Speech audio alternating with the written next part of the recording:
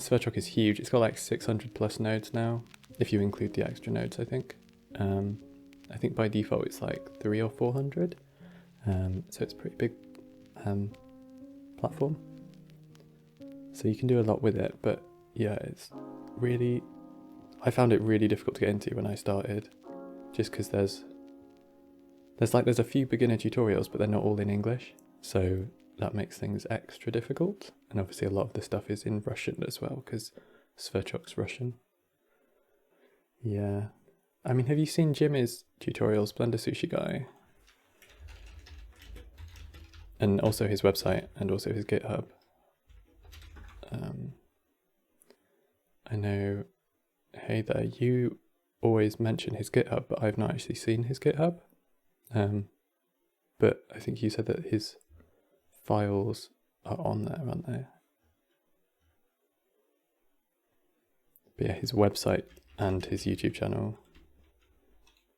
Yeah, he's got like 1,500 videos. They're so useful though. I dip into his channel all the time.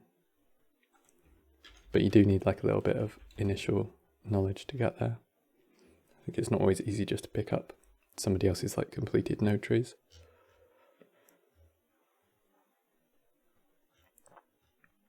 Cool. Yeah, he does loads of AR stuff as well on Twitter. He's a cool guy.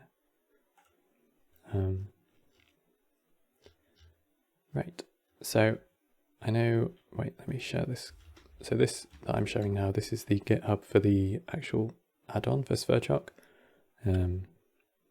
So if you want to try this out and you haven't already, then you just download it and you install it like a regular add-on. Let's make this a bit bigger. And you'll get some options in the preferences, and there's a couple things that you should do as like the first thing. Am I recording? Yes. Okay. So yeah, as a first thing, just make sure you tick on show icons in the Shift A menu, because there are so many tools that we have access to. It's just a massive pain trying to like read down all the object ID something to try and find the specific one you want when you want to like object ID out mark 2. But it's got like a really obvious icon, so just use the icons. I think a lot of this stuff is no longer actually relevant, like heat map. I've never had that working. Pre and post is just about like when you change keyframe, is it going to calculate the keyframe? Is it going to calculate the tree and then change keyframe, or is it going to change keyframe and then calculate the tree? Which, depending on if you have a very complex tree that's calculating a lot of stuff, sometimes it's better to do it one way or other, especially if it's part of a bigger scene. Or you can also tell it to not calculate on a keyframe change. But I always just set it to post. It just means that if I'm not doing a live update, then I can just press like left or right arrow to switch between keyframes, and that will update the tree, which is really useful. You have some stuff on node defaults. I'll show you the index viewer and the stethoscope in a sec, but this lets you change the scale for them, which is useful. And then also, when you do get into this a bit more, you start hearing people talk about the extra nodes. They're all available to add through the add-on page here. And you have to do it like, you have to do the pip one first, and then I think you can do any of the other ones. I've not actually tried installing them because there's enough for me to get on with already. So, but yeah, there's stuff on dependencies.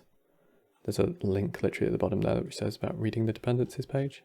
So they make it super easy for you to go and find the extra information if you need it. Also, you can update the add-on here. You can just click check for new version. And I literally updated it about 2 hours ago, but there's another one. So we'll just leave that one off for now. Oh, you upgraded pip and your Blender froze. I don't know, let's try this. I feel like I've tried it before and it failed, and I think there's like a specific way that you're supposed to, oh yeah, cannot install pip, setup tools, wheel, see console output for details. Yeah, I think there's probably more levels of dependencies that I need to install. 30,000 hertz. is that 30,000 Hz generated by Sverchok? Because it's not the most performant platform, but oh boy, it must be getting real heavy doing that much. Right, so when you set up your Blender viewport, this is how I always set mine up for procedural modeling, and this is really important. You're going to want a text editor because you're going to need to read stuff. You're going to need to look at what your viewers are outputting. You tried the pillars. I mean, when I saw the screenshot of your pillar scene, that looked huge as well. There are ways to optimize with like instancing. It's like a duplicate instancer here, and there's some other ways to do it as well. But yeah, so just having a look at some of these things, you have, I guess, 3 main things in Sverchok. You've got like traditional meshes as we normally use. You also have things like Bezier curves, which are like a curve, like as a strand. And then we also have NURB surfaces, non-uniform rational base splines, which sound confusing and they're quite difficult to work with because Blender doesn't like them. But as long as you don't need to see what you're doing, as long as you don't mind working a bit blind, NURBS is great because they're super accurate. And it's what things like Rhino uses them, Fusion 360. I'm trying to think of the other ones. Inventor, Pro Engineer, loads of like surface modeling tools, CAD tools. Yeah, so loads of utility on here. I guess the first thing to look at is like, how can we generate? I mean, so if you wanted to make a box, right, you could just add a box. This is like the default cube. And if you, let me turn on my keyboard shortcuts. So if I do Control Shift left click, it's going to give me this viewer. And the viewer lets you do a few things. So it's drawing it as an overlay. So if I'm in wireframe or rendered view or whatever, it doesn't matter because it's doing its own kind of, it's looking at the cube in its own way. And if you wanted to view this as a mesh, as a live mesh, you would use a viz from this viz section, which visualizes. We can look at mesh viewers here.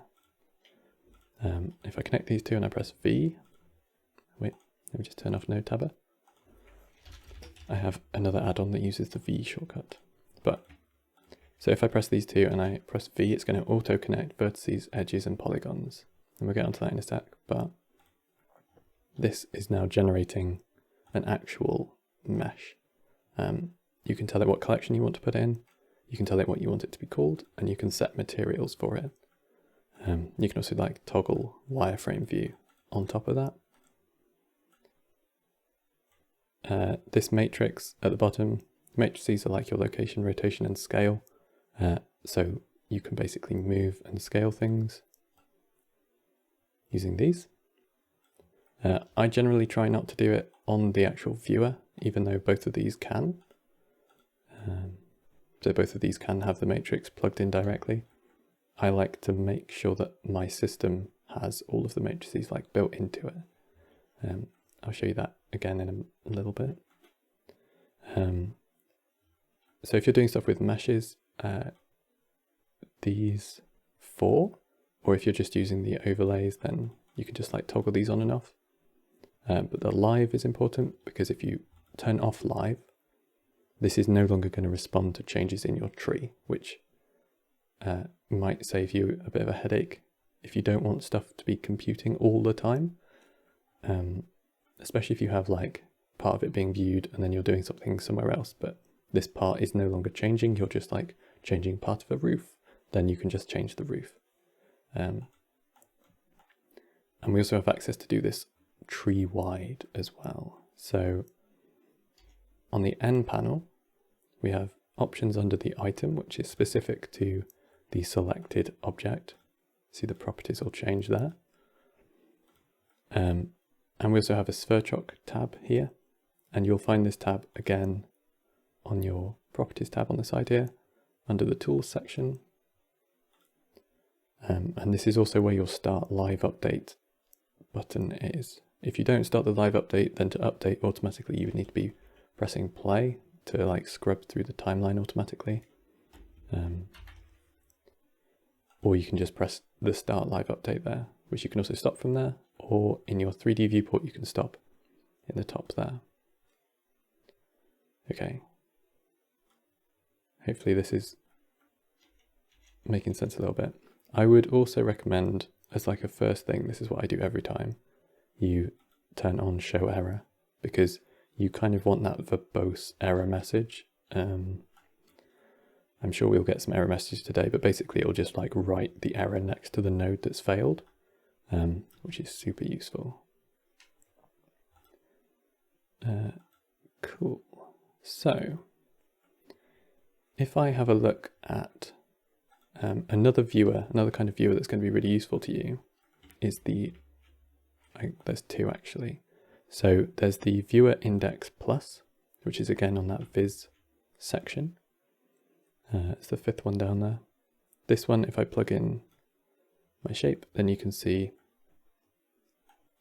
that I have got these numbers next to here. And I should be able to change the scale of these on the add-on page. So node defaults. Apparently this is not doing anything. I swear this used to change it. Oh well. You can also have it write any kind of text that you want, which is sometimes quite useful. If you want to actually position, like write what position each one of these is going to be at. It can take from a list of things, and this will change live as well. So if I was to increase the size of this, then you can see that that changes and they're being rounded to like, is that 18 significant figures? That's too many. But yeah, so for counting the indexes, maybe, wait, let me get into what indexes actually are. So your next favorite node is going to be the text, viewer text Mark III. And by default, it's set to not auto update, and it has the frame on. So if I hit a view there, it creates a frame full of the text. I don't like that. So I turn off frame and I go auto update, and then in my text editor, this is why we have it. We can switch this over to Sverchok viewer. So this has a list, right? And it's going to show you all of the information that you need when you're modeling. So looking at vertices, just with this plugged straight into this, you can see that we have socket data 0, which just means that that's the first socket on this viewer. It's telling us what type of information we've given it, which is, you see when I unplug stuff or plug in different stuff, it'll change the color. So it's telling us that it's doing a vertex. This list contains one object, and this object contains 8 things. And you can also see the index of this object is index 0. So we know that a vertex, that the cube has 8 vertices, right? And we can see this on our index viewer. It's counting up 0, 1, 2, 3, and then 4, 5, 6, and 7. And that's literally just saying what position in this list those vertices have. The position in a list is really important because you will match, yeah, the position of every vertex. Yeah, exactly. And it's the absolute world position. So for example, if you were making geometry directly in Sverchok, like we are here, you're defining the position of vertices. And then if we have a look at the edges here, so this is socket data 1, which is the second socket there. Type edges, polygons, or others. So it doesn't really know, it's just sort of miscellaneous information. One object being this first one containing 12 items. And you can see that it's just got 0 to 1, 1 to 2, 2 to 3. And it's literally saying this line from 0 to 1, from 1 to 2, and 2 to 3, and so on. That's how you draw edges. And if we were to look at the polygons instead, then you can see that this is basically the same. It's just taking the indexes. It's taking the indexes of the vertices and it's saying which ones of those vertices are connected together. So everything basically depends on the vertex information. Like if I was to go and move or like add a randomize to these vertices, so it was going to change the vertex positions. If I start increasing the amplitude here, then we are randomizing this, but we're only changing the vertex position information. We're not changing anything about the edges, but the edges are going to draw in between those vertices based on the number in this list. So I think the biggest thing for me when I was starting Sverchok was not understanding how you actually create edges and faces. Like if I can kind of understand putting in a bunch of vertices, right? So let's just generate a vertex real quick. It's just exactly the same as using like a combine XYZ in shaders. We're going to go to vector and then vector in. So this is just generating a vector. If we view this with Control Shift left click, just like a viewer node. And I need to just turn on edges and vertices there. So you can see, make this a bit bigger and red. I can move this around by just changing the values in this combine vector. And if I wanted to have, say, 10 vertices, rather than making 10 of these and just like taking loads of time to do that, what I can do is I can put 10 bits of information into these sockets. So I can grab a number range, and if I plug this in, you can see that this is just drawn out all of these different vertices. So if I view this list, you can see that the Y and the Z values are both on 0, but our X value, which is coming off this number range, counts up in ones starting at 0. That's just because this is set to range. If I set this to count, and I say that we are going to go to from 0 to 10 in 11 steps, so including 0 and 10, then that's going to go up in incremental steps, integer steps. You can also change this to integer if you want it to be actual integers without any decimals. And the difference between integer and float is really important. So integer is just a whole number. And for example, this count here, this is expecting an integer input, not a float input. So if you ever find yourself with something erroring and saying, oh, I can't do this because you've given me a float, then you can go to number, float to integer, and this will just convert one to the other. For some reason, integers can be read as floats, but floats can't always be read as integers. So there is a node for that. So let's say I was going to have 5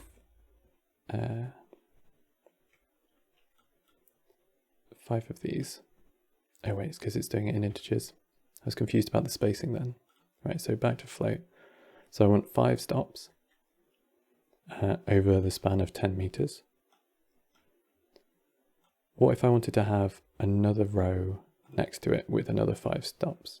Well, if I just add another number range here and say that I want to go out 3 meters and have 2 stops, right? So if I was to just view the output from this, then we've got 0 and we've got 3. If I just plug this into Y, it's not doubled up, right? It's taken the first one and it said, let's plug both of these in so we can see them both. It said, I've got 0, 0 here, and I've got 0, 0 here. So I'm going to put this one at 0, 0. And then on the next one, it's taken the next index and it's put it with the next one. So it's gone up to 3 here but it's taken the 2.5, and then every subsequent one, it's just repeated the last vector from, or the last value from here. So it's just repeated that 3 each time. This is pretty common. It will, well, there's two ways that something will happen. Either it will repeat the last available number until it reaches the size of the list it's comparing against, or it will repeat the list over and over again. You can normally tell things how you want them to like cope with repeated information. But in this case, we need to have a look at the list structure itself. So this is like the main lesson from today is look at the list structure. So let's say that we want to have 2 rows of 5. We need this to essentially create us 2 separate objects, each one containing 5. And this is to do with, oops, just wrote in that. This is to do with how these list structures have their like indexes. So basically, because this one, or these 2 bits of information here, 0 and 3, are at the same level as these bits of information, it's just matching them together. That's why we get this like diagonal and then stepping. If I was to increase this, then you can see that they, like when it's matched, each one has its own like position in the list, matched to the other position in the list. If I just take this one, this second one here, let's go back down to 2. If I was to have this split into 2 lists, right? So if I had one list, which would be equals 0, containing one object, which was 0, 0. And then another one, which would be index 1, containing one object. And then this one would contain 3.0. Oh yeah, it will be on YouTube, don't worry. Yeah. I always try and upload these. I haven't done a live stream in like a month, so I'm really sorry about that. I meant to do these every week, but stuff got in the way. Yeah, we're just looking at list structure at the moment, which is like the key thing of Sverchok. And it's like where you'll start bashing your head against stuff and you'll be like, oh, why isn't this working? It looks like it should work. But it's always to do with your list structure. So there's a few different ways that we can split a list, and it's kind of depends on what you need to do. In this case, I'm going to do something called flipping, but you can also split. So this list section, if you do much with Sverchok, you'll get super familiar with this section because everything happens in lists. So common ones that you might use are list join,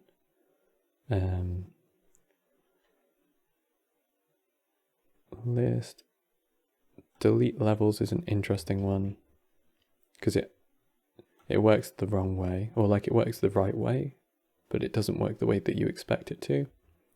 And then we've got like masks here. List mask you're going to use all the time as well. List statistics, list length, super useful. And list split, this is the other one. Oh, and also flip. So flip and split.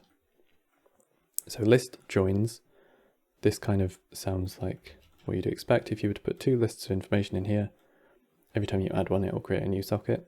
It will output a list with, like, here is one list, and then it's put the next list after it. You can see these have different indexes. This one contains 5, this one contains 2, and the overall list contains 2 objects. If you were to hit something like,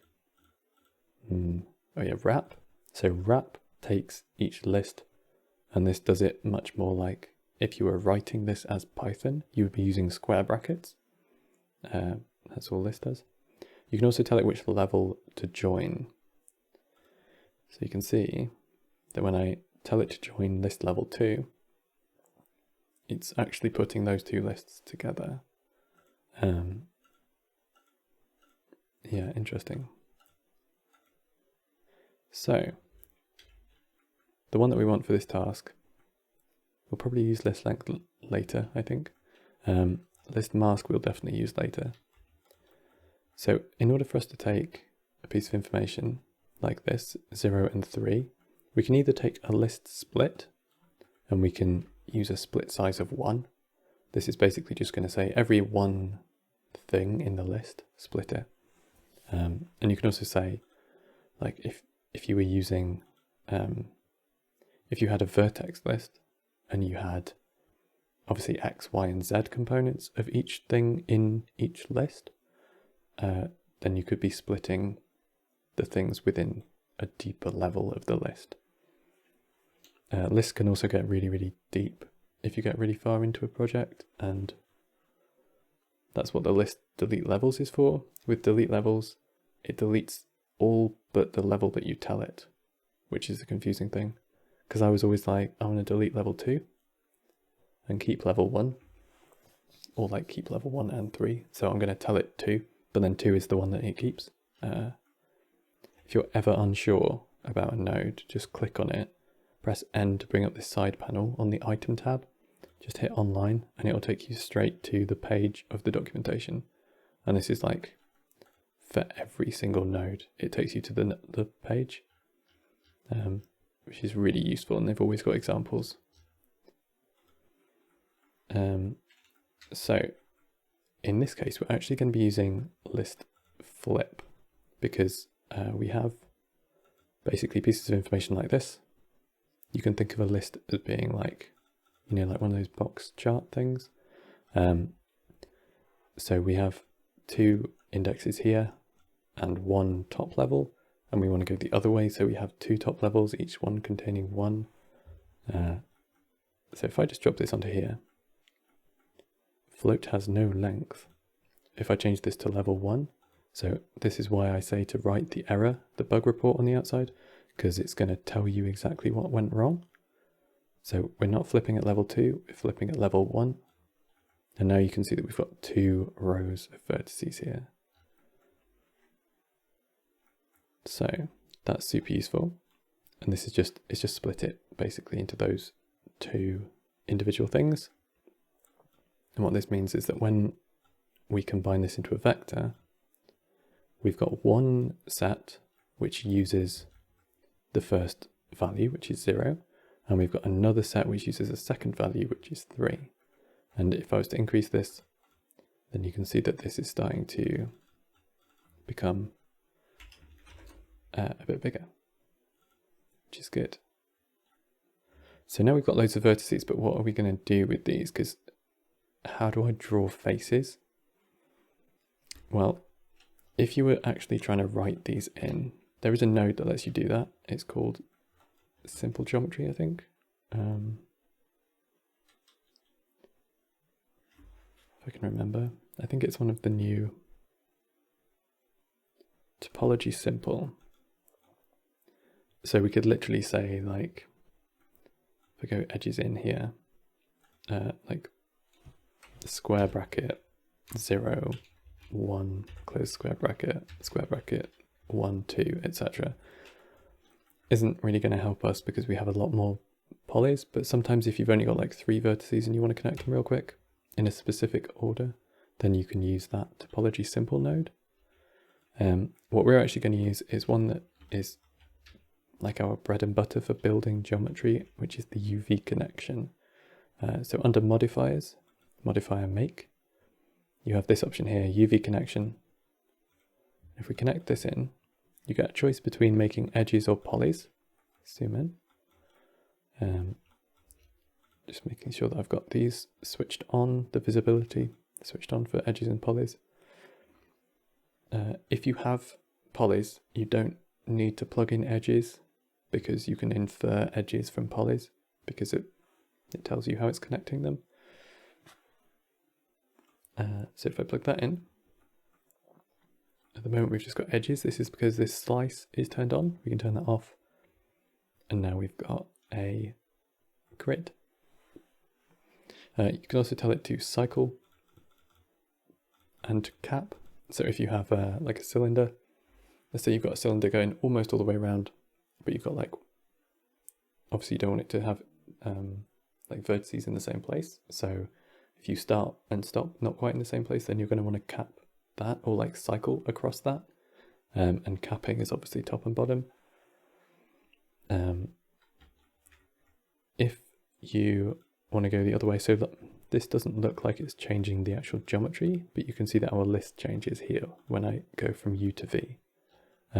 This is basically the way it reads the list. So the list looks like this, right? Where we have 1, 2, 3, 4, 5, and then 1, 2, 3, 4, 5. If I switch this over to V, then it's basically going like 1, 1, 1, 1, 1. All right, so the first one of each list, and then the second one, and the third one. So it just changes the direction basically that it goes through the list. So yeah, great. So this is like the key thing about building geometry is consider your list structure, and then use a UV connection node, because this is going to connect everything. I look sad. This is like my standard face, don't worry. It's just fixed. You know when people say like, oh, don't pull a bad face because it's going to stick. They were right. So, let's do something with this. If we wanted to bring something in from the 3D viewport that we'd already made, if we want to bring something in from the 3D viewport that we've made, then we need a way to do this. So let me just delete all of these. Don't need these. In 3D, I'm just going to make a bunch of curves, Bezier curves. And just going to flip these 90 so they're stood upright. And there we go. Let's give them a bit of shape. And I'm going to make 5. Cool. So I now have a bunch of curves.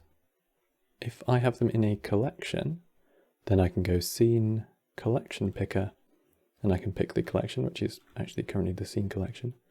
However, Collection Picker does not do auto updates like live updates. It only updates on frame changes.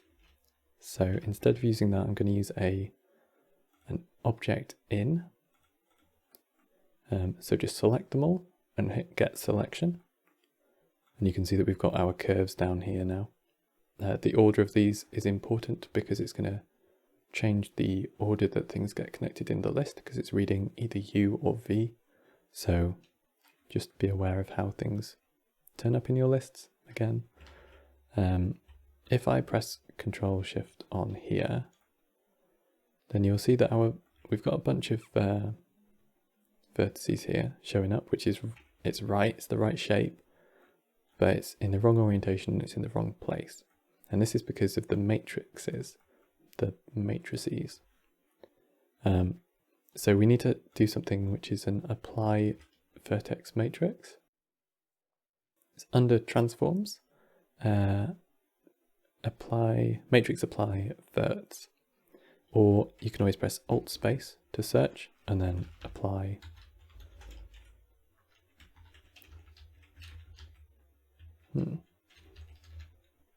Vert. It's always on like the apply one. There we go. And then we can just plug in the matrices there. So now our vertices are in like the correct position, like they have the absolute position baked in here. It's not relative to the origin of a curve anymore. And you can see here that we've got a list of 5 objects. Each object contains 13 things. I'm going to loft a surface over these curves, and then we're going to create a mesh from that. And then we can start doing things like extruding a specific face and doing stuff with like proximity. Yeah. Yeah, let's do that. So there's a node that we want to do this with, and it is the It's like a vector interpolation. So just search vector interpolation, the UV one, because we want it to be like a grid. If I just plug in the vertices here, we don't need the edges or the faces. And I'm going to turn off the default grid and I'm going to flip it over to UV. And oh yeah, so we want it set to grid. So at the moment, what this is doing is we have got control for left and right and forwards and backwards. We want to turn this into like a grid of points. So we're going to grab in another number range node. If I plug both of these in, the count is the one that we want because we want start and stop. Both of these need to be between 0 and 1. And there you go. You can see now that we have control over the resolution of this surface. And then we're going to use another UV connection node. So modifiers make UV connection. Plug this in, and we're going to take the turn off the slice there. So now we have a surface which we can control the resolution of. And if we turn on the start live update, if I grab one of these curves and I like grab part of it, then you can see that we're actually deforming this surface.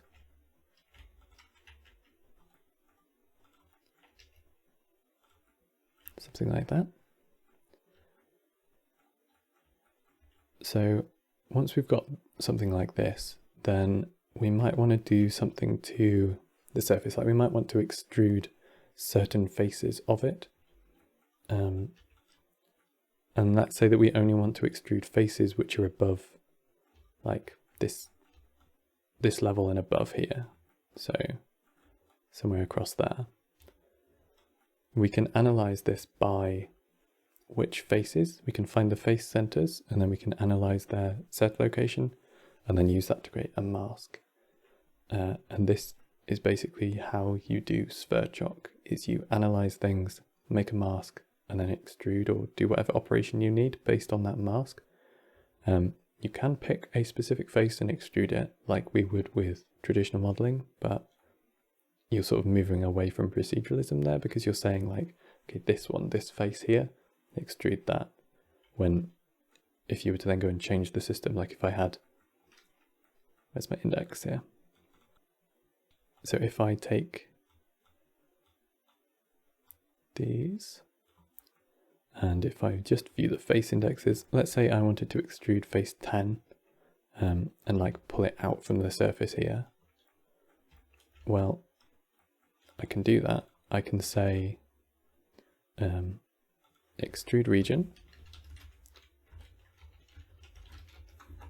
So this is basically going to let you extrude whatever selection that you make, just like pressing E in 3D. So if I select this, and then I'm just going to Control-Shift click on that so that we view it. It's going to just set those back to size 4. There we go. Oh, also you have different view types on this temporal viewer. Just turn this off. So you've got like the shaded view, and you also have a smooth view, and you also have like a position, like a UV space generated, whatever. Yeah, like a generated view.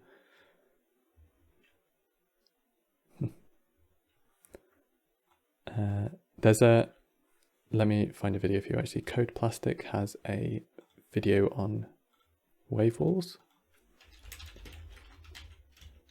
which is like in my opinion, like the one of the, I don't know, it's just a really good video because it's really clear. If I can even find it, Sverchok.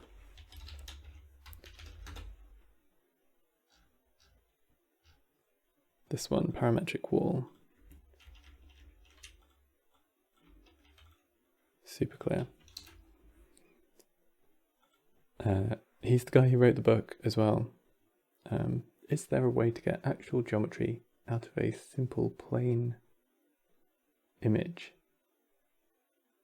As in, like, if you have a picture, can you make it into geometry?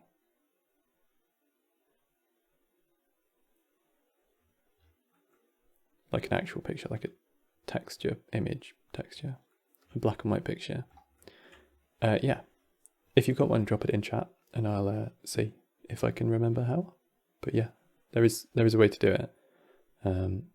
Or yeah, exactly. I would actually recommend the logo tracer add-on because doing it in Sverchok is a bit more convoluted and you're going to kind of lose a lot of the edges.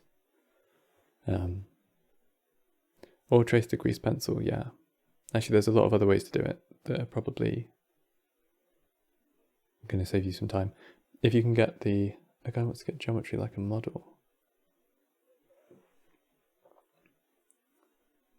Sorry. So this node tree is literally just objects in. And then I'm taking these, just the curves, literally just select the curves and hit get selection. These three options, by the way, if you have modifiers on your objects, you need to click post. So it's like post modifiers. And if you have vertex groups, then you can also have it pull out your vertex groups, which is really useful.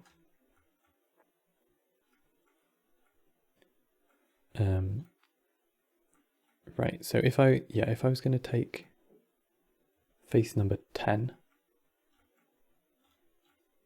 which is over here, and extrude this, then I need a mask for face number 10. So if I look on the online button here, then we can see that the mask is a list of Boolean or integer flags where 0 means do not process a face with corresponding index. So I basically just need a list, the length of the number of faces, which are all 0 except for number 10, which is 1. So I can do this. We can say, go into list. We need to calculate a mask where we have this data. Is this right? So Mr. Watcher, do you want the image to just be in Blender? Or do you want it to be like made 3D? Because you could use it like a displacement and then just delete the bits that you don't want.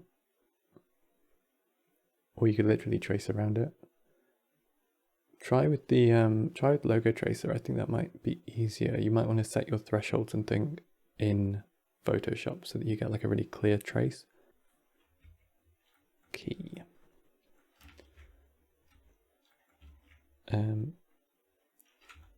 So I have a list here. I need all of these except from number 10 to be a 0.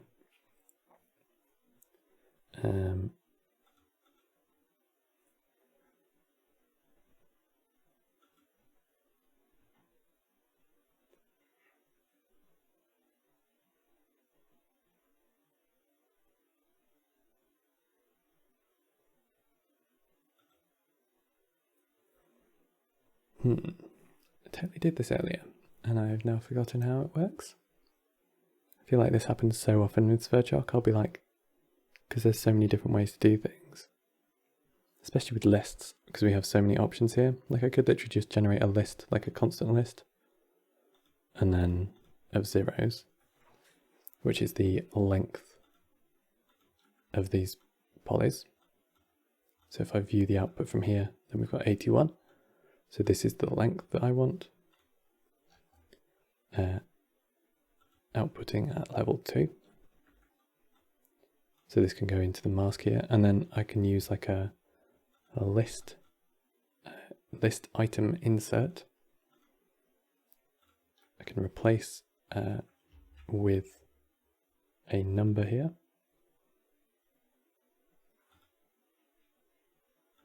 Is it possible to split the selection and just use that to modify topology? Yeah. Yeah, I'll do that in a sec actually.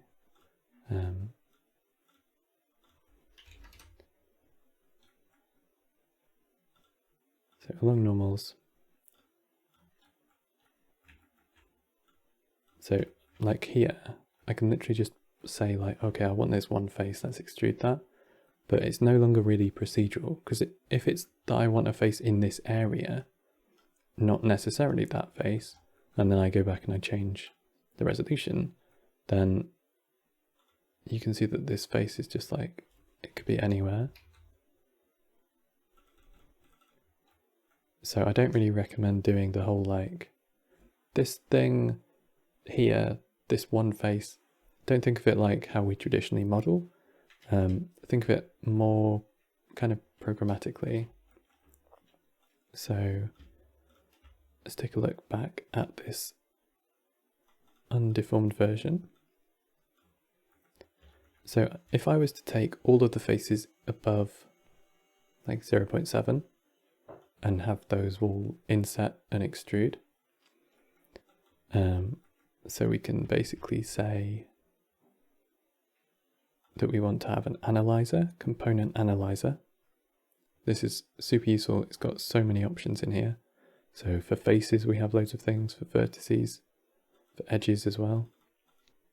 There's loads of stuff here. So we take faces and we take the centers. So pull both of these. If I take another temporal viewer, then we can see that the faces all now have a point in the middle of them. And then I'm going to take a, where's my text viewer? So add a text, viewer text, turn off frame, turn on auto update. I just want to know whether Z is higher than a certain value. So we're going to use a vector out. So you can see that the Z component has now been isolated. I can take the, I can go into here, the logic section, logic functions. You don't really need to worry about a lot of these other ones. A lot of them are to do with machine learning, which is a bit more than I've got into, but logic functions are here. So if you want greater than or less than, it's not on the math node, it's on the logic node there. Which took me ages to find because I was expecting them to be on the scalar math node. So wherever x is greater than, in this case 0.7, you can see that the output of this is now a list of true and false. So we now need to, now we've got a mask, we can say, okay, we're going to take the inset or the extrude. Which one was it? Special inset.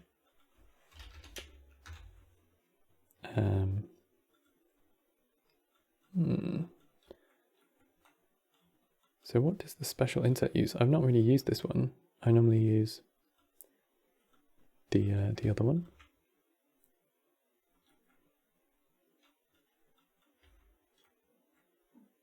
Oh, insetting and displacing. Oh yeah, that's basically the same as inset separate faces. But inset separate faces has a few more options. I think your ignore is going to be where you put your mask though. So if I just extrude these and bring these in, yeah, it's exactly the same. And then if I plug in my mask into ignore, and I guess I need to flip this. Oh right, because it's asking which ones to ignore rather than which ones it's masking out. So yeah, so you don't need to really separate things because you're essentially masking. Just how we do with shaders, we're just masking and combining.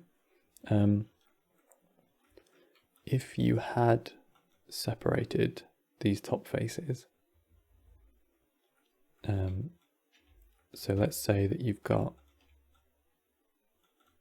your faces here, and I've got a mask of faces which are in the correct location, and then I can say, if I take a list mask out, So this is my data, and I'm going to put this on the actual mask, and I'm going to make sure that my list level is set to level 2, because this is the level that we're working to. Oh, hey, Vic's here. Victor Devol is one of the people who Sverchok is like, he's on the website, he's got his name on the website.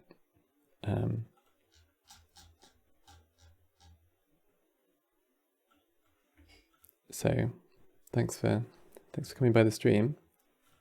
Yeah, so if you were connecting, if you were just working on these ones as like separate, right? Loose poly edge. And then you wanted to like stick these back in, you would need to mask them out again, I think. So like here, if I was doing an extrude separate faces, polyline, polygons, and then if I was extruding these, see you later, man. So if I then wanted to splice this back onto the mesh, I think I would need to find which vertices like corresponded with the ones that I pulled off, and basically replace. I would stick them back together. Maybe this is the wrong way to do it. I would just stick them back together and remove doubles. So I'd basically take the rest of this list, right, which is data false and vertices. So you can see that this is like the rest of it. And then again, you could also delete loose on there. That's where this happens sometimes.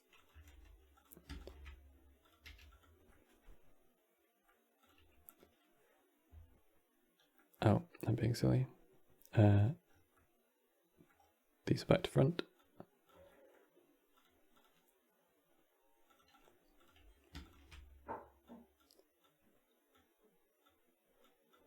There we go.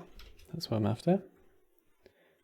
So you could like basically connect this, which has a hole in it, and this, which has vertices which line up with it. I probably wouldn't recommend doing this way. I think you would just do like a list join. One for the vertices, one for the polys.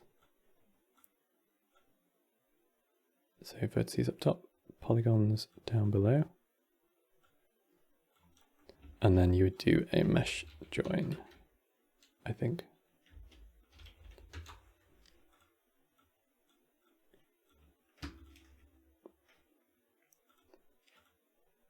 Or maybe you wouldn't. Interesting.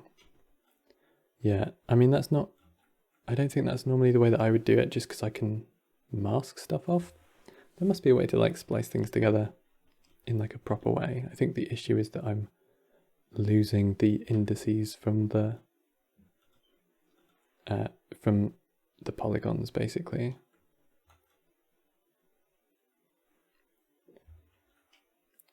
Merge by distance. Yeah, maybe.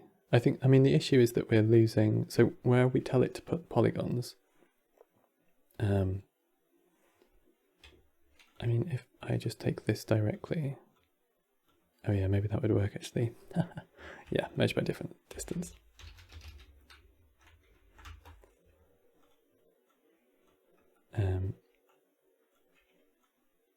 How many do we have here? We've got 258 coming out there, and the same number there.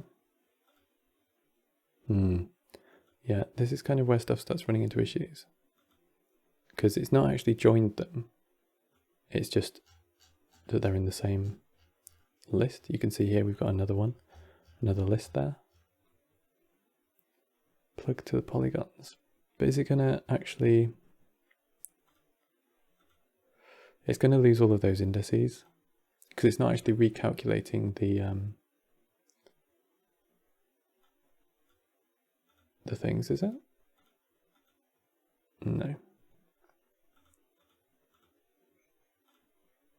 No, I would just keep to masking.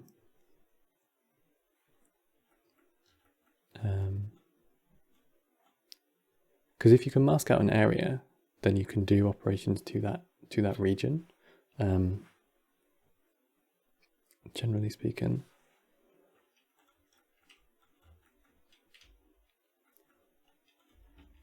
There should be ways, there will be ways to do it, there are ways to do it, but I cannot think of them off the top of my head. Yeah, I don't think there would be a need to split and merge. I mean, in this instance, I don't think so. It's probably just because you've already generated the, you've got your mask like already here. So just with this vertices and polygons, and then you've already got the mask from here. You know, and you can change this dynamically still. Yeah. Yeah, no, it's totally different, like approach to modeling, which I really like about it. Cause the way it makes you like approach problems is really interesting, I think. If you're interested in this kind of stuff, and you're like looking for more tutorials, I would have a look at just Google Grasshopper tutorials, because there's a lot of the same thinking goes on, because it's essentially like a parallel platform. Yeah, so let's do a cool little trick here with actually extruding these by certain distances based on their proximity to something. So I'm just going to add an empty here. If I want to take an empty, so I'm just going to remove all of these. I'm going to get this selection. If I want to actually view this, it doesn't have a vertex. Let me just duplicate this over here. Yeah, empties don't have vertices. They're just empties. But they have locations. So we need to decompose the matrix here. So go matrix out, and now we can view the location. So that's the position that this is in. And you can see that with live updates running, this is going to follow the empty. If I did not have live updates running, you'd see that it's stationary until I change frame. But also it's a lot faster to actually run Blender. So depending on your scene, you might want to have stuff just update when you change frame. So if I take the output from this centers list here, this is where we have all the centers of our mesh. And these, I just want to know the distance from this point to our empty. So I can go and use a distance node. So analyzer distance. And the output from this is a list of numbers, just a list of distances, right? So I can put these into my two vertex inputs. And if I view this with a text viewer,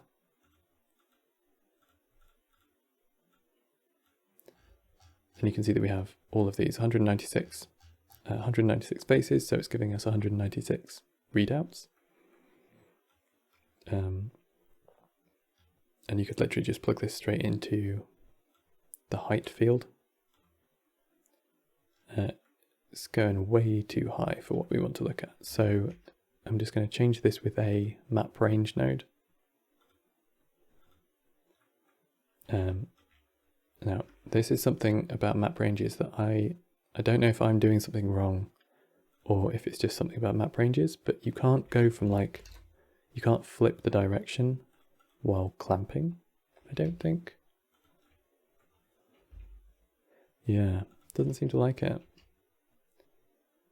So for example, I want stuff to be tall when I'm close to it. Sorry if this is noobish, but is there a way to delete and reconnect nodes inside Sverchok? Oh, you mean stuff like being able to just control X and have it pop off a noodle? As far as I'm aware, no. I could be wrong, but I've never. That's also something that I have had issues with. Or not issues, but it's, just unexpected. I wish we could also do like the, Node Wrangler when you press Alt and right click and drag to do the quick connections, but then if you do that in here, it just disconnects it and it's like, oh, didn't mean to pull that off. Cool.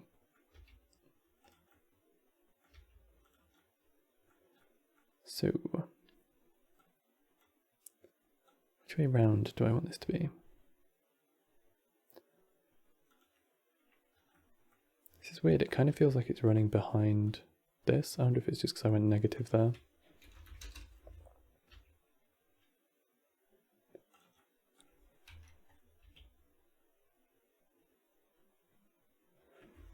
It seems like it's almost working randomly. Oh, I wonder if it's because it's masked. It's taking the masked ones. How many faces do we actually have? 196. And how many is it actually? Almost this bell shape. I have a feeling that it's doing a distance from, or it's only considering the height of the ones that we've extended here based on the masking.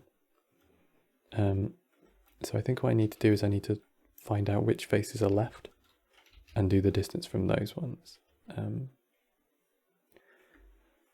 Is the stream over? I don't know, can you still see the stream? Still going, okay, good. Sometimes it like just dies and I don't always realize. Yeah.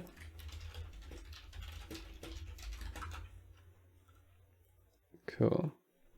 Yeah, so I have got a list of true and false. I need to find out which ones of these are true and false. So if I take a list mask out, this is my mask, this is my data, and my data true,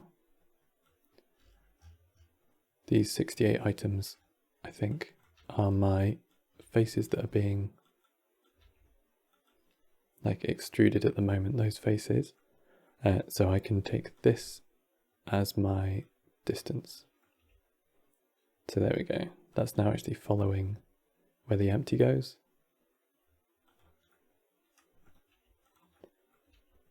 Which is handy. The next thing I want to do is I want to make it go the other way, right? So I want it to go from like 1 to 0, but with it clamped, it can't do it. And you see as I go further away, it's like, looks like some kind of sea animal. So I want it to have like a minimum, which should be through clamping, but clamping doesn't seem to work when you go inverted. So I'm just going to add a number, scalar math, and set, yeah, jellyfish. Set this to max and a max of 0. So basically it just means anytime it goes into the negative from the map range, we're clamping it. There probably is a clamp node as well, I would assume. Yeah, we can just use the max operation here, and that will just keep it to 0, at least. So that's kind of fun. And then, what if you wanted to mix this a little bit with a shader? What if you wanted to have information here go into the shader editor? Well, we can do that. I'm just going to turn off the live update for a sec.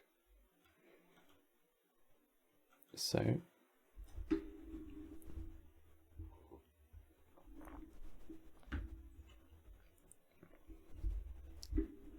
x minus 1 to invert it. I just don't know why the map range doesn't have a proper. So in the shader editor, if you clamp something, you can still flip it, and it will just clamp it between the flipped output. But this map range in Sverchok seems to like stuff to go like in a positive, like the minimum should be less than the maximum. So I feel like the clamp just doesn't work when it has a minimum that's higher in value. I could be wrong about that, but that is my guess as to why that happens. Okay, so if we want to do materials, we're going to need not a temporal viewer. We're going to need a mesh viewer. So vertices and polygons, we don't really need the edges because we've told it the polygons. This is live, so it's still going to react even though it's an actual mesh at this point. And also because it's an actual mesh, we can do stuff like putting on a decimate or a remesh.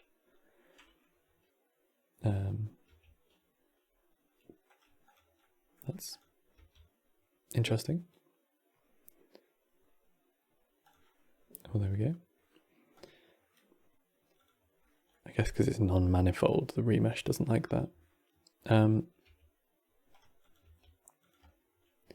But yeah, so I want to set I want to give it two materials, right? I want to give it a material for everything and then a material for the bits that it's extruding. And then I also want to change the color of the material that is extruded depending on how far it's been extruded, like a heat map kind of thing. So first of all, I need to give it two materials. So I'm just going to do that here with I'm not actually sure which menu it's under, but if you search material, assign material list, we can just connect objects in here. I'm going to give it two slots, and I'm also going to create two materials. So I'm going to give it the extruded and another one for the other. So let's go other and extruded. So these are now both set in here. I need to tell it which faces have which index, right? So IDX just means index here. Let's go into here and make sure that extruded has a different color so that we can see it. So if I go for extruded polys, what I need is a mask between extruded and non-extruded. So we have a mask output. And if I take whichever one of these, so in, you can change through this and you can see that you can also shift select for multiples. So we've got these red ones, these are the ones which come out to the tip. So I can just plug that straight in and that's going to give it like a 0 for the rest and a 1 for these ones. I'm also going to give this smooth shading, which I need to do on the mesh viewer. So if I was to just right click in the 3D viewport and shade smooth, and then as soon as I start like moving this and changing, you can see that we've gone back to flat shading. So on the actual mesh viewer itself, on the item section, just click smooth shade there. And we can give it the auto smoothing to make that proper. And then what I want to do is I want to set the color in here. So what I'm going to use is a actual vertex color. So again, search vertex color Mark 3. And I'm just going to plug this in from the object as well. You can now see that our vertex colors on this object have been added. We have a SV col, and in my material, I can add an input vertex color SV col here. So just viewing this, you see that if I change this around in Sverchok, we get color change in the shader. So that's cool. And what I think I need to do, this is like one node that does not have documentation, by the way. So you just kind of have to wing it. I'm not quite sure what index is. I'm assuming this is face index. But we're going to just combine a color. Combine what color? Oh yeah, you can do stuff with UVs as well. So color in, I guess. Yeah. You need to have alpha turned on because otherwise you'll get an error saying that it can't read it. And you can now set the color of these. So if I just set this into, I want to switch it to HSV so that we've got value and saturation, and then I can just change the hue. So I've changed that, but we still need to put something into our indexes. Can I just mask it? No. But we may be able to give it a, if we go mask to index, this is a node down here.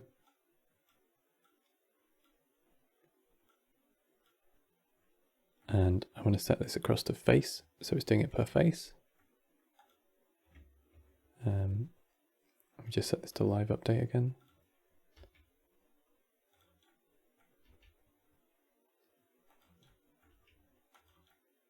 So you can see that as we move this through, we're getting a change of the actual color, which is kind of cool. So we're able to start actually controlling multiple things at the same time. Just realized I haven't saved, which is awful. That always happens. But luckily we haven't crashed, and that does sometimes happen. I'm going to just quickly show you as like a final thing here, unless there are questions, how to use the Animation Nodes bridge thing. Just because you may, if you already use Animation Nodes, then this might be useful. If you've got the latest version of BlueFox Animation Nodes, then you can add the Sverchok interface, which is a really useful node, really cool node. And it's going to let you do things sort of between the two. So which way do I want to go? I want to take information from Sverchok and just read it in Animation Nodes, and then that'll probably do just to show you how it works. So if I go to Sverchok, so I want to take information from Sverchok, so I want the Sverchok import. I'm just going to take the vertex information from this final model, which is here.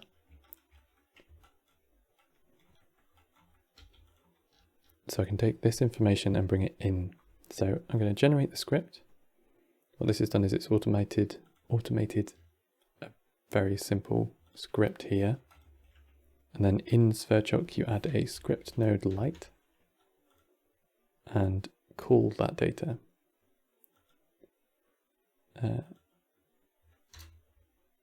So if I now load this in, then this output here is going to actually read that information. If you want to use this in Animation Nodes, then you're going to need a converter. So we just plug it in from just a generic list into a vector list. And now we actually have vector information here, which if I hide this, we can see in Animation Nodes with a 3D viewer. You can see that it's got all of those vertex points. And even if I was to start moving this around, you can see that that's updating live in both platforms. Super handy. Okay, I have one last question for now. I would like to know if there is a proper way to modify a quad mesh to be hexagonal.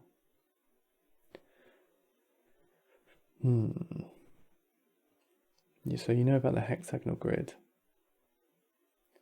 Yeah, I mean you can bend a hexagonal grid across a surface, which might be a solution. So let's say I wanted to, wait, let me just come back here. So we've got the mesh here.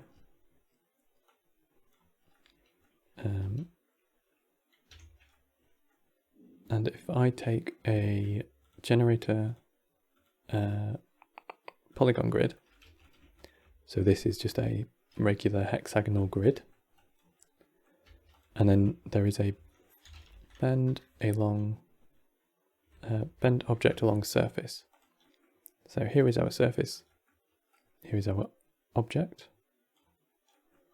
and these are our new vertices. Cubic spline can't be built from less than 3 vertices. List index is out of range. Interesting.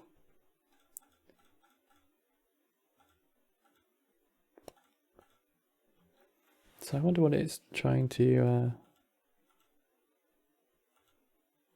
do here. I have got this working before. I used to the other day.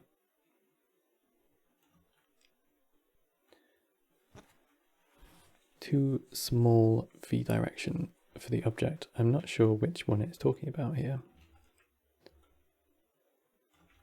Because it should just essentially like pack it over that mesh. Which one it was that I did it on? Let me find out. I missed the beginning, so feel free to ignore if you've already covered this, but I am curious about creating SVGs with Sverchok. I tried a bit, but couldn't figure out how to combine multiple.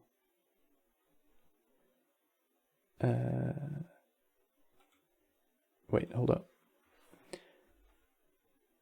Vic, is that on this one? On the bending? Have to link data from the vector interpolation node. So vector there.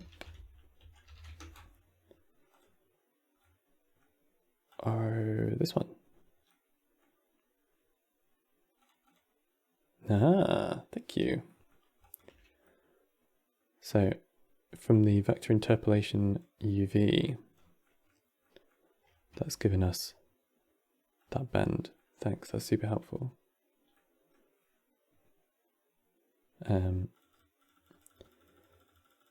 So let's say that you've got something like this, right? If you wanted to automate the size of your hexagons, then you would need to analyze your U and your V's, your grid basically, which you can analyze with distance. U and V, in terms of this, we're talking about U and V as like the limits of the surface. So a surface has like a certain, especially with like rectilinear ones like this, it's quite easy to imagine that we've got like a U and a V direction. So like if you were to interpret a point, so wait, let me just look at the output here. Just set to, getting confused now. There's a way to do it where it's just, you just have like a point on the surface. Confused. But yeah, so you can like draw points based on their U and V position relative to the limits of your surface. Will this work with manifold mesh as well, for example? Nutaki, yes, it will go on YouTube.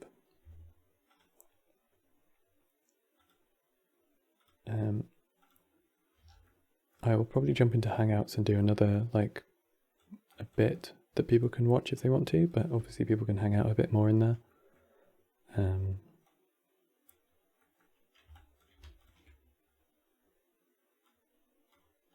Yeah, so if you had Suzanne, I just don't feel like you could stretch a surface over her. Not properly anyway. I mean, I suppose there must be like a kind of a seam between the limits of the X and the Y, or like the V and the U. I wonder if we can just like literally drop her. No, it's always interesting whenever people ask stuff and I was like, this is really interesting. Cannot apply a long axis when the iteration dimensions are 0. I feel like this isn't something that I know enough to be able to answer. Not that I don't want to. Yeah, we need to do some experimenting with manifold meshes becoming honeycomb. Wait, so Rude Dog was asking about SVGs. Yeah, combining multiple SVG objects. So I haven't used the SVG nodes much.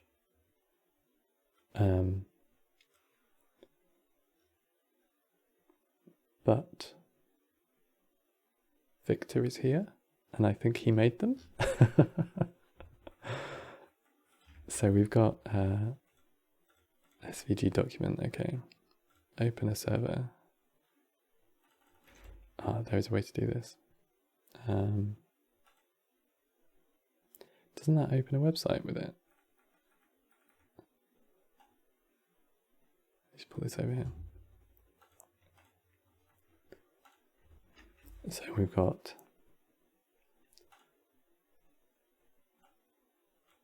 I thought clicking that button was supposed to open a website. Am I wrong? I thought it did like a live connection. First link the sockets. Okay. Oh boy, I'm out of my depth. Let me just have a quick scan of the documentation.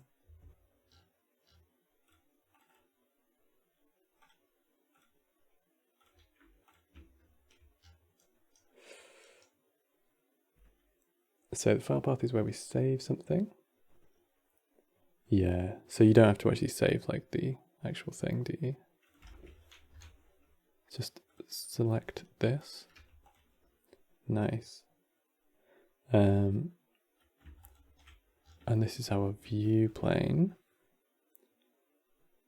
Yeah, if you've got multiple objects, then you're just going to want to use a list join.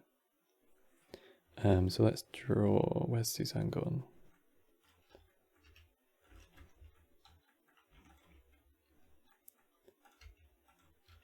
I'm probably going to need to move her into view.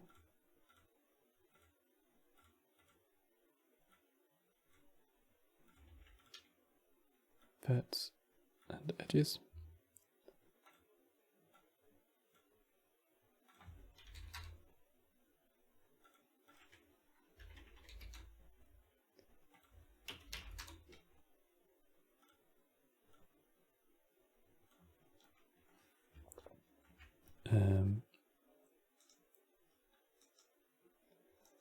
And then this can go into a mesh SVG.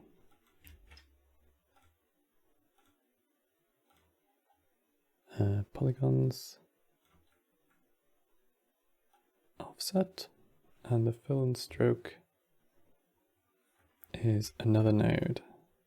There's more nodes here than I remember there being. I think I haven't tried it since the first couple of days it was open. This is no longer iteratable. So here is an SVG object.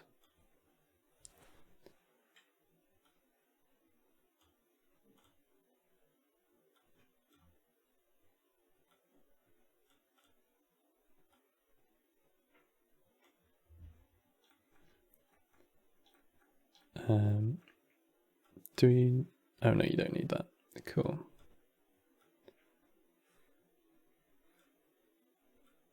I think this is so cool. Okay. I was wondering about how I could use these to print accurate building sections. because obviously it's not going to be like, you can't really set stuff to scale out of Blender, because it's not really like a scale modeling tool. But then obviously if I can send stuff as SVGs to things like LibreCAD or AutoCAD or whatever, then give it a flat. God damn, I love things like this. It's so cool to just play with. Okay. Oh, and it's printing on an A4 page. Super handy. Although I guess if it's an SVG, it's scalable, right? So size is kind of arbitrary. So let's say I've got two Suzannes, one of which is going to be another matrix here, just to move her separately. Yeah, so yeah, your question about putting multiple things together, let me just put a list join here. So I think that should work. If I now move second Suzanne, yeah.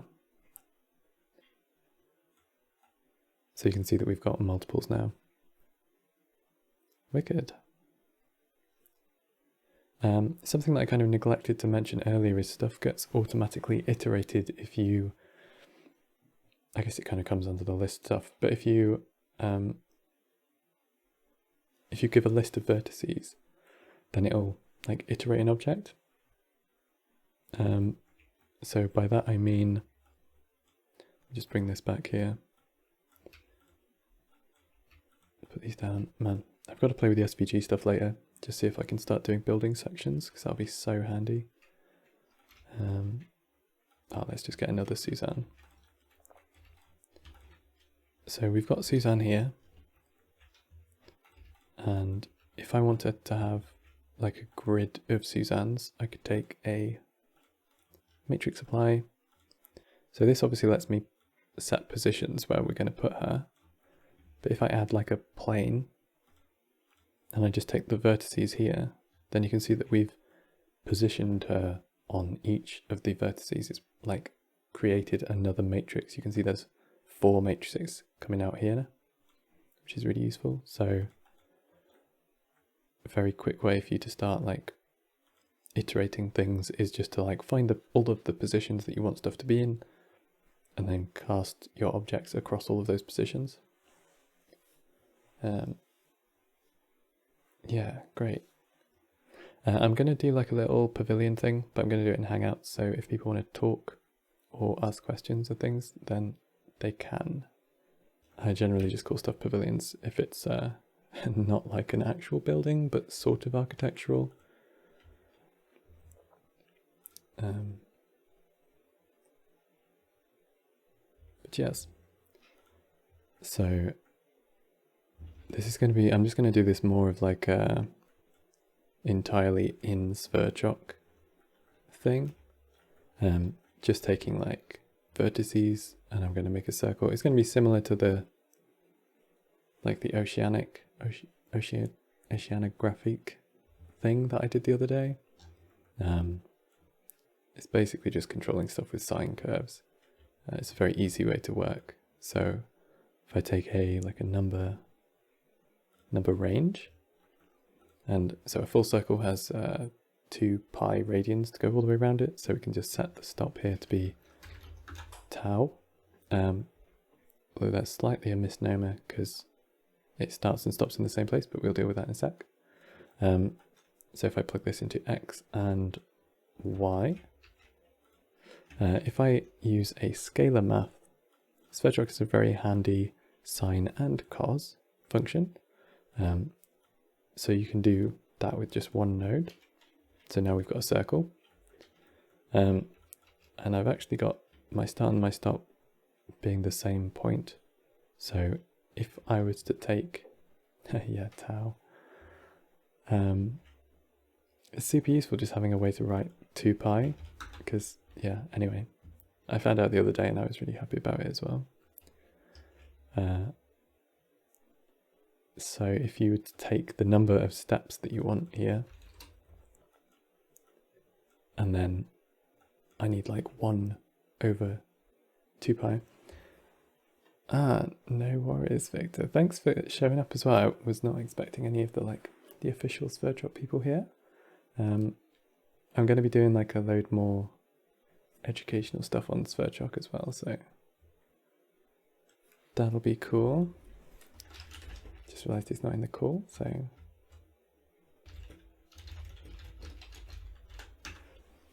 yes. It's the first time I've ever been referred to as a power user.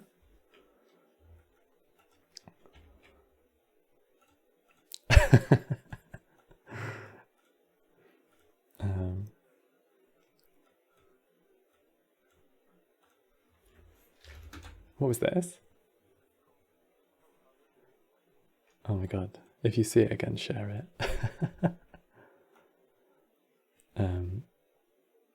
Right, so yeah, to adjust a number range, we can just do like 2 pi divided by the number that we are looking at, the number of steps we're having.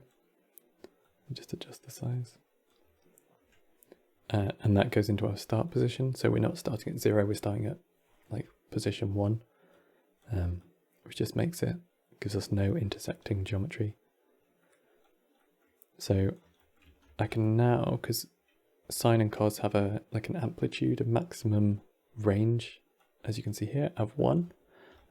So if I add a vector math node, and we want to do multiply scalar, which is just like scale in shaders. So I can now set the radius here. I'm just going to add some controllers here. So set this to be radius. And I'm going to set this one to be resolution.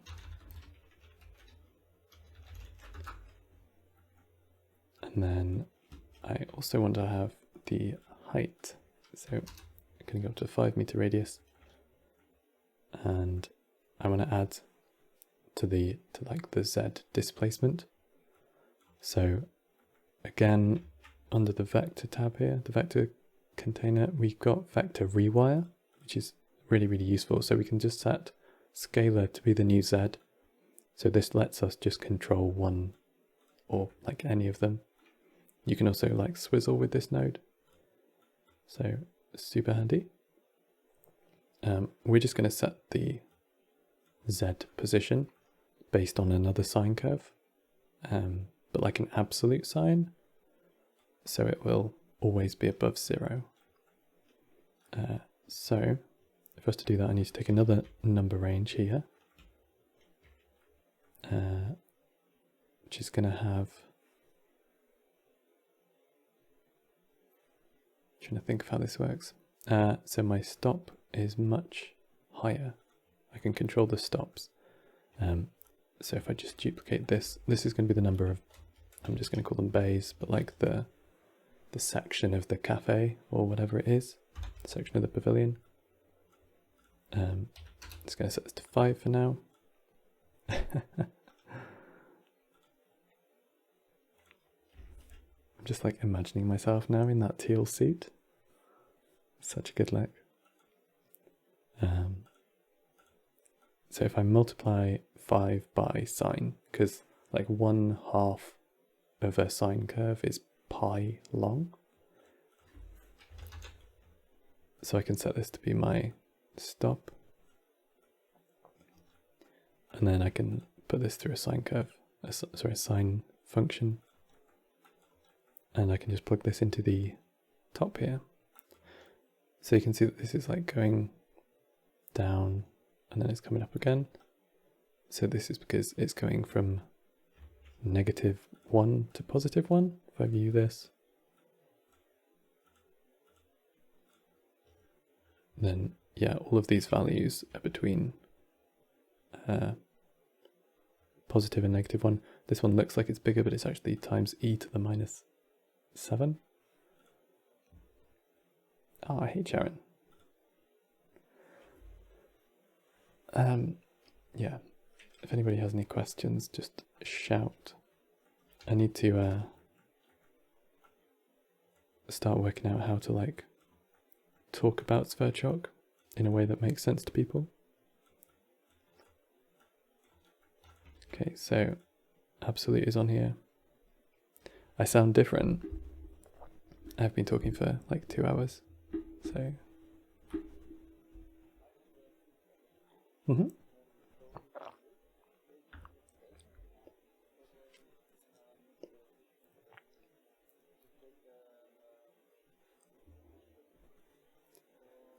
So a mask is always going to be a true and false, rather than a list of indices. So you can set, okay,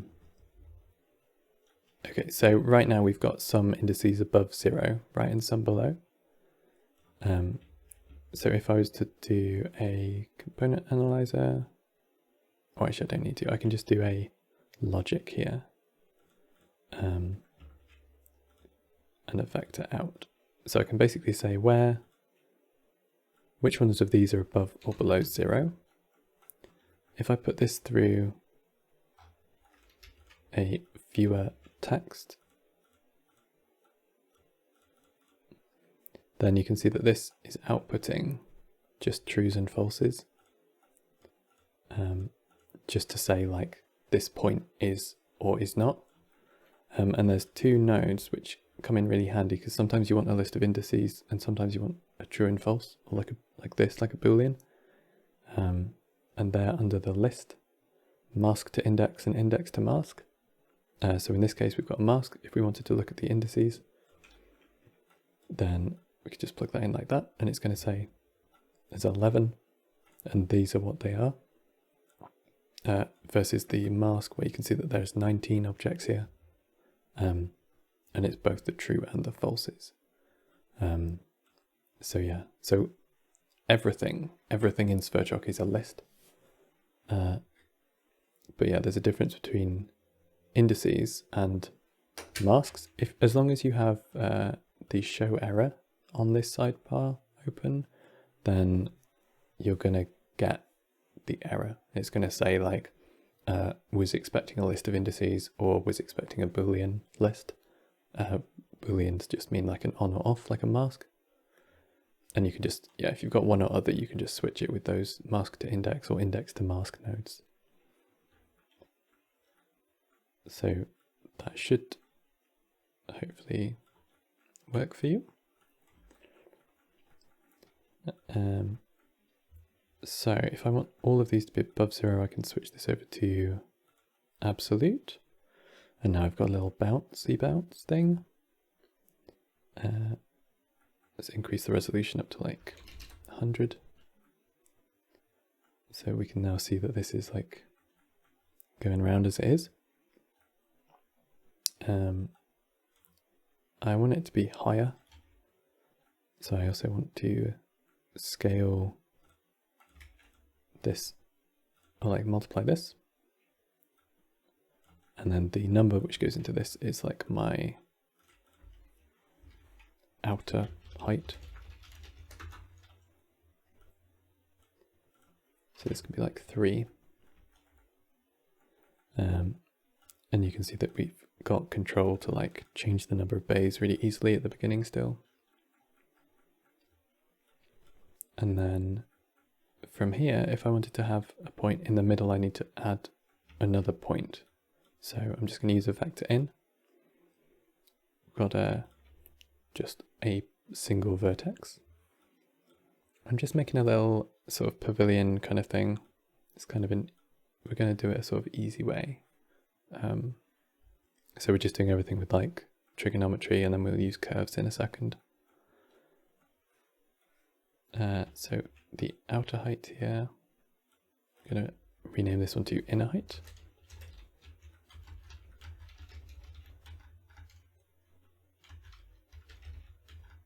I literally never remember how to spell height. Okay. So I've got my outer and my inner. There's a, yeah, don't worry, I'm still recording, so this will all go up. if you watch any Grasshopper tutorials, they'll use a curve start end direction, like SED. We've got almost the same thing, but it's start end tangent, and it's just under curves primitives arc start end tangent. So if we start from the center point, and then we want to go to the end point, and the tangent I'm just going to set to be straight up. We could set the tangent to be like out from the middle. Do we want to do that? No, I mean, to get like the tangent straight out from the middle would just be the outer points subtract the inner points, and that would be your tangent, but I think it's gonna be more interesting just going straight up. If you want to like view a curve and you try and put a temporal viewer on it, you'll see that nothing really doesn't really work. You've just got all of these matrices around the edge, which again, if you're looking at Grasshopper tutorials and they start using parallel planes, then these are parallel planes. It's basically like interpolating a matrix from an edge. But we want to view this arc. So if you go curves, evaluate curve, or if you're using surfaces, you can evaluate surface. Now we can plug our arc into the curve here, and we can view the output from here. So straight away, you've got something kind of interesting looking. And I want to join all of this together into a mesh. So just going to use a UV connection node on here. I'm going to plug that in, turn off slice, and now we've got basically the full thing. Where at the beginning we made sure that our steps weren't like intersecting, our first and last weren't intersecting, you can see we've got a gap. You just need to make sure that you are cycling in the correct direction for that. So you can change all of these like values still and have it react in kind of interesting ways. And we can set a lot more like resolution stuff over here, or take more samples in our evaluate curve. And then if you want to do something kind of interesting, we can use an unsubdivide. Now at this point, we could either go into just Blender and just use the modifier stack, which would be faster, or you can keep inside Sverchok. So just because it's quicker, I'm going to use Blender. So instead of using the temporal viewer, I need to use a mesh viewer. So vertices and faces there. And then I can just go in here, give it a modifier like a decimate unsubdivide. And when you start giving this a few levels, you'll get like the diagonal mesh, which always looks kind of nice. And then I'm going to give it a wireframe. Remove thickness because that's going to make stuff go off to infinity. And it breaks everything. Set this to be boundary so that we have like a full four-sided shape, and make it a bit thicker. And I'm also going to not replace the original. You can then do something like a subdivide on here. If I do a simple and then a Catmull Clark, then we'll essentially give it supporting loops.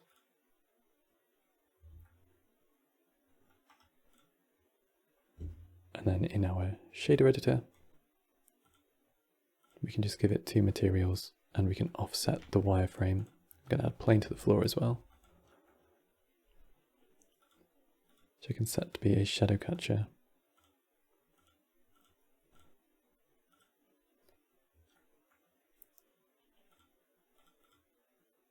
So we're going to give it metal and glass as well.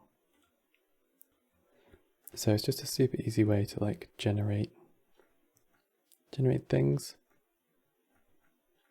And you can make pretty cool stuff this way as well.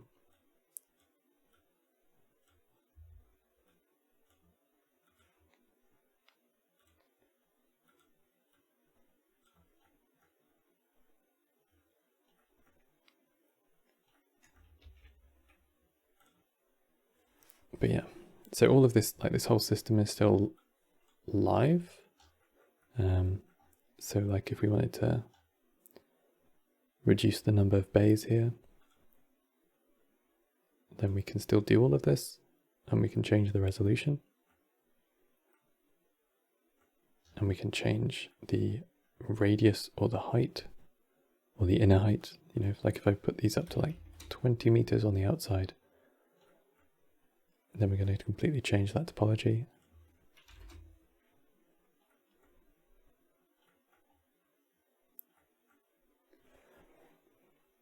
But yeah, it's kind of fun.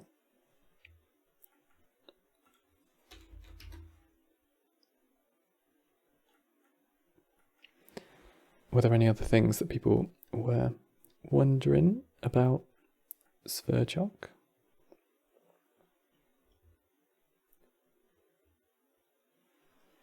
Would it animate nicely if I animated the bays? In what way would you animate the bays? Like the number of them or the height of them, or... Yeah, how would you do that? I mean, it would animate, it's just it might not animate live. So if you wanted it to increase, I wonder if we can do this with like a... Oh yeah, we can totally do this. So if we change it onto float, I just had it on integer because it was, you want a whole number of bays, right? So let's turn off a couple of these subdivides that might make it a little bit faster. I like how it ripples.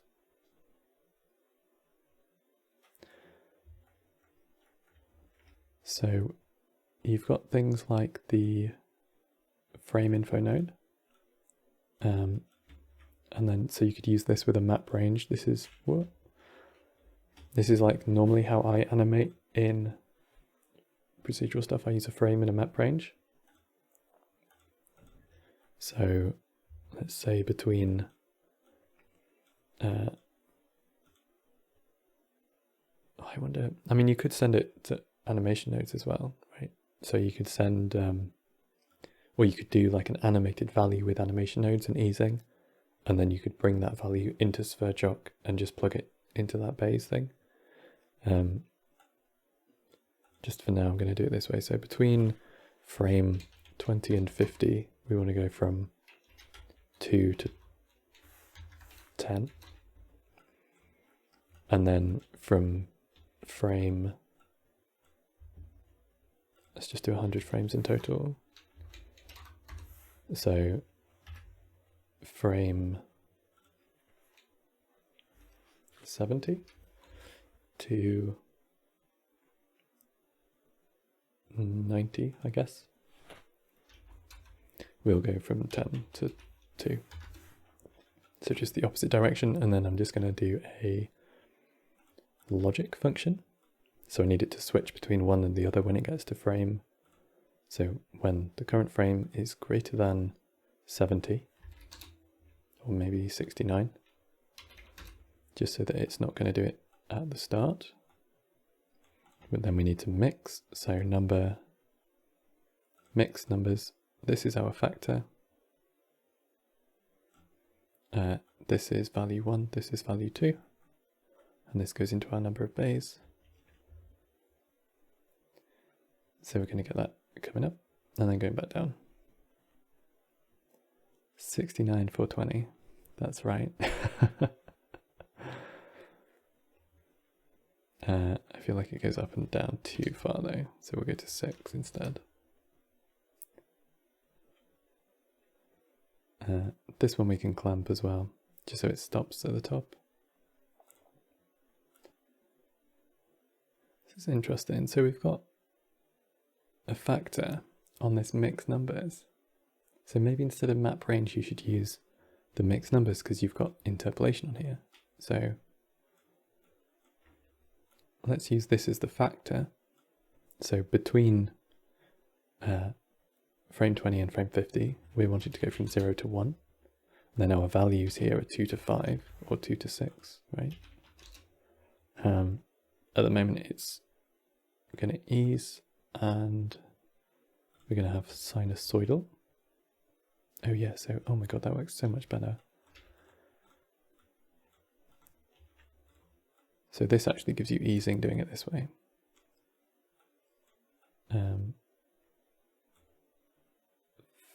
Factor, and then this one is going to be from 70 to 90.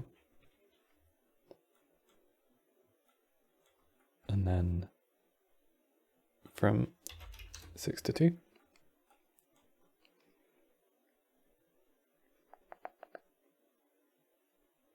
Just trying to work out. And then I think I'm going to need a list, a logic function in between, just like how I did before to switch. So greater than 69 there. And then we can mix again, mix these numbers. It's like there's a mixed numbers and there's also a mixed floats node. So, and there we go. Hey, Quackles.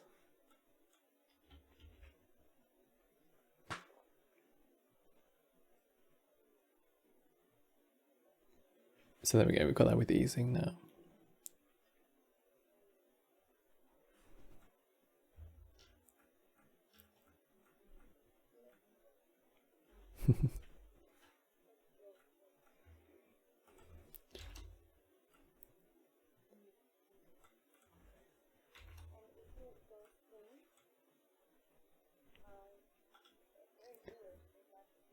I'm just gonna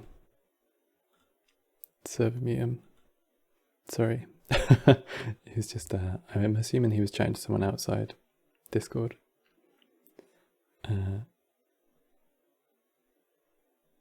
So yeah, it still follows the whole system though. I probably want to make this a bit slower.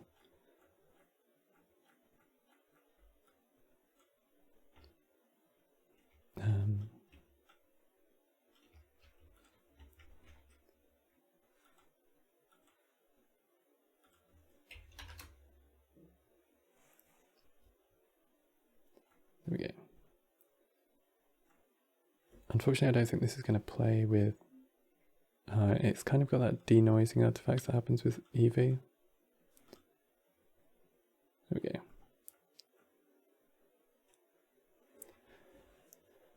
So yeah, you can make some really interesting stuff with Sverchok, just because you've got like so much of your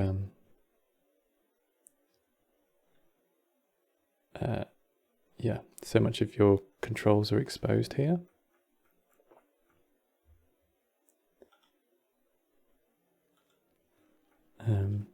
And this is actually like a fairly simple tree as well. We're just doing like some simple stuff with curves.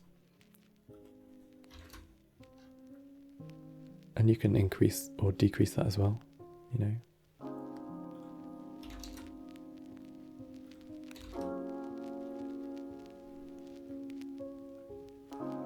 So yeah, if anybody has any final suggestions or requests, do let me know.